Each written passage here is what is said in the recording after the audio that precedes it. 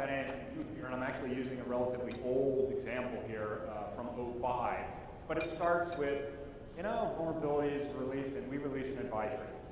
It's pretty closely followed by another vendor's advisory that says we credit them in the bulletin, and they come out with a advisory as well. You start to get some news group chatter that says, hey, what do you guys know about this? Did you see this aspect of it? Did you see that aspect of it? Pretty quickly followed by, dear sir or madam, I'm very interested in your research. Would you like to sell it? Also closely followed by, the first proof of concept exploit, followed by a second one that's a little bit more reliable, followed by a third one that's even more reliable. And the third one then typically is picked up by some script kiddie or a bot herder and packaged up into a worm, which is exactly what happens with Zopa. Weaponization. I talked about this a little bit earlier. If, as an example, you were just sitting there and you said, I'd like to find out about a WMF exploit generator, and you type that into live search, first hit you get is Metasploit, and a little bit farther down here you get one that says, hey,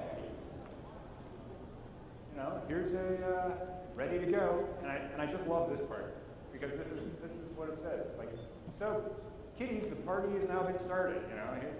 You don't have to have a lot of skill to go and pick this up and start to do things with it. Security ecosystem for payload. This is a worldwide phenomenon. Happens in Europe, happens in Asia, happens in the States. Don't know how familiar you guys are with this, but as an example, in China, there is a nifty little startup that actually does online sales of malware. And you can get it through email, web, on a USB key. This is packaged up payload that's used for compromising machines, for harvesting credentials, and online banking identity. So, interesting thing about this is that they do have a registered website. I don't really understand, because I don't speak Chinese, I don't understand what legal support means, particularly as they're a Chinese company, and I don't quite get that, but some puzzles are never necessarily completely figured out. This is taking it to a well-developed extreme. There are other examples. You could talk about the guys that wrote Zota. One guy, the guy that wrote the exploit, is a Russian that now lives in Morocco. The guy that actually hired him is a guy that lives in Turkey. He's a bot herder, and he's found him on the internet. These guys had never met before. And the guy in Turkey says to the guy in Morocco, hey, if you write me an exploit, I'll give you 1,200 credit card numbers. So for 1,200 credit card numbers, a bot herder got an exploit, packaged it up, and then unleashed a worm. So it's not just, it happens at the company level, it happens at the individual level. It's all because there's money to So this is the guy I was talking about, Attila. Is a 21-year-old Turk with the code name of Coder. That's actually pretty funny because he's not a coder, he's a herder. But, I guess once a poser, always a poser. And it really is just about the money. We're also seeing new varieties of malware on a regular basis. These are statistics from the Microsoft malicious software removal tool. And it's, the interesting thing about this is that signatures come along that identify this. They make one small change, and you've got a new variant out there. So about case studies.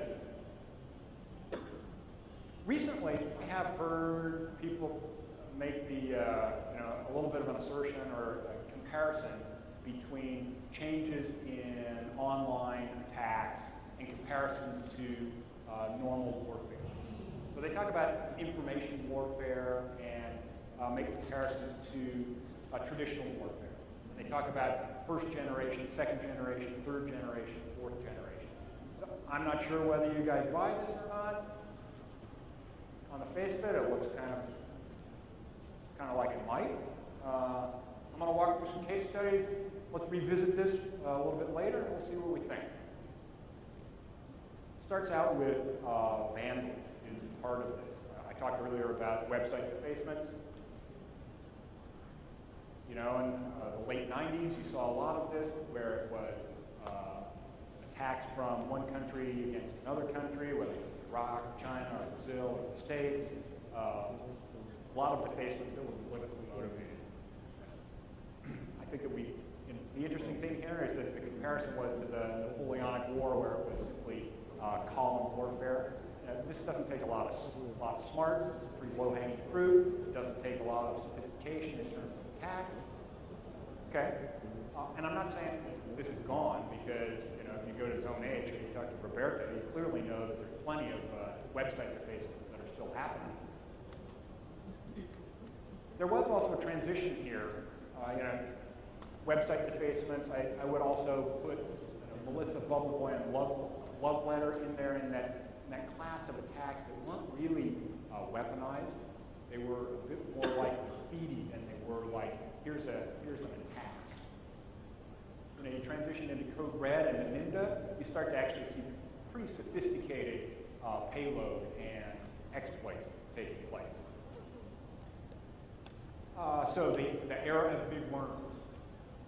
I'm going to talk specifically around some examples here, and then go back to my points about the OODA loop and the feedback loop and how MSRC cases are driving our security engineering practices. So for Code Red, I talk about design issues, I talk about code issues, and then I talk about engineering and response activities that Microsoft did in response to those. So the design issue here was, it was a kitchen sink approach. Everything was turned on and everything was included by default. I mean, who needed internet printing on a web server, crying out loud? And I actually did work on IS4 and on 5, and close to the end, when we were getting ready to ship, a guy came up to me and said, I don't know that we should really have script execute turned on this, on the MSPDC directory. And I said, well, I don't know. There's an potential app compat hit to that. Maybe we should just leave it like it is. Not the best decision I ever made. In hindsight, you're going to go, well, if I hadn't had script execute on there, we wouldn't have had a combined pack that ended up in Ninja. The specific code issue here was there was a wide chart or a multi-byte wide chart conversion that happened inside a loop. We actually ran this. We have static code analysis tools, and we had run this code through those static code analysis tools, and it wasn't found. This flaw was not found.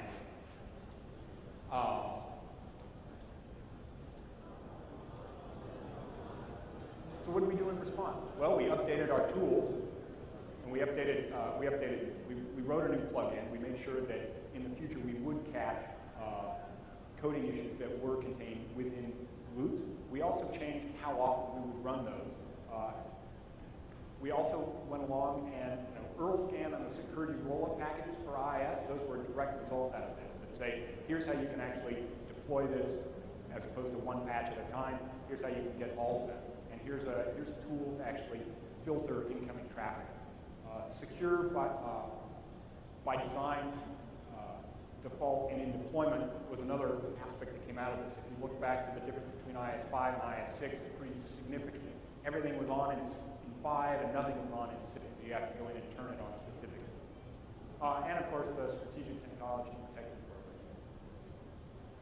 Slammer, buffer overflow in concatenating strings. Design issue is still on by default. The other one here was that this is what we call a giblet. A giblet's one of those nasty little surprises that kind of ship everywhere. In the States, this is actually included in gravy at Thanksgiving time. A piece of liver or heart that you kind of go, oh, what was that? Well, in this case, it was a little database that shipped everywhere, and we didn't actually know all the products that shipped this database. So, and of course, another design issue here was that anonymous access to RPC endpoints.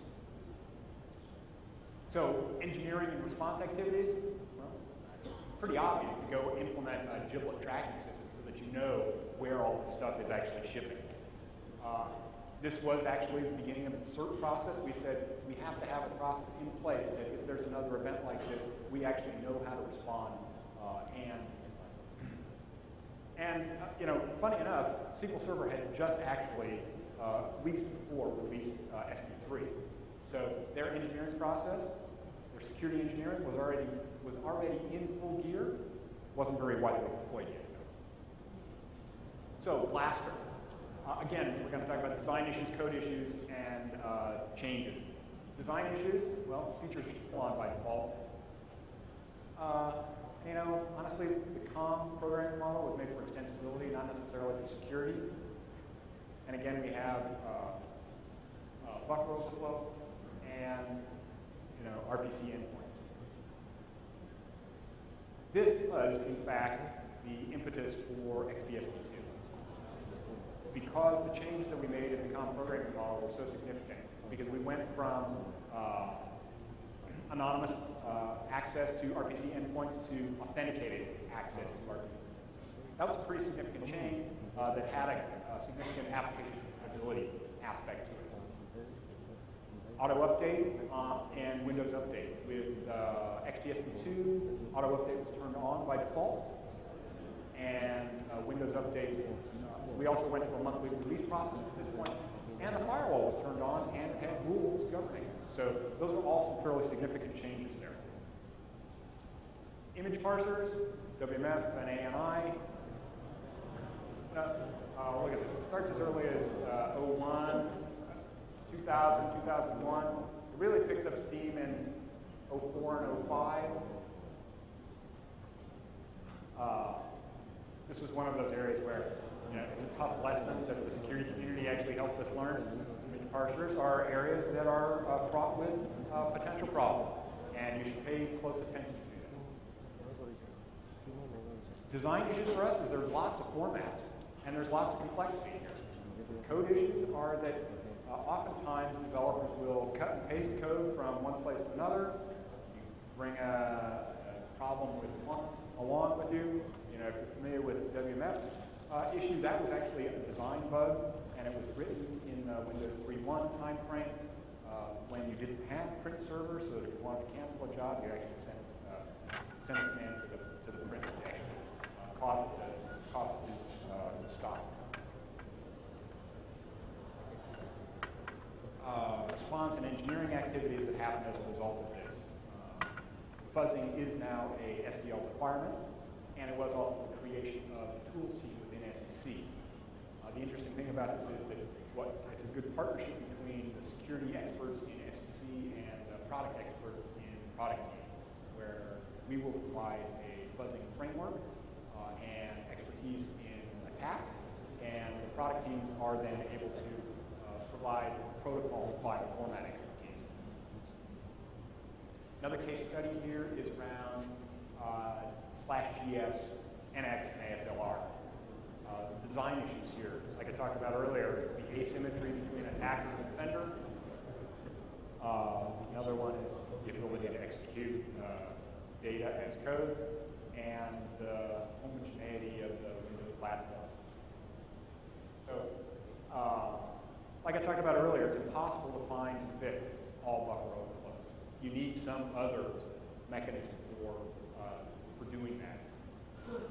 So, going back to the OODA loop example, it's clear, there's a clear pattern there that says people are going to go look for buffer overflows, and here's the pattern from discovery to exploit. And if you wanted to actually do something different about that, to get inside that OODA loop, you have to come back and change the rule. You have to say, well, you know what, I'm going to add cookies on the stack so that I can tell whether something's tampered with. I'm going to add address space layout randomizations. Memory addresses are unpredictable from one version, from one box to the next. And we also added heap corruption mitigation in Vista. Adrian Marinescu has given a couple of talks, one at ShmooCon and one at Black Hat Labs 2 years ago, that completely detail the improvements in the rise of the botnets. So download.ject is one of those transitional events here. What we saw there was that websites were actually used as infection vectors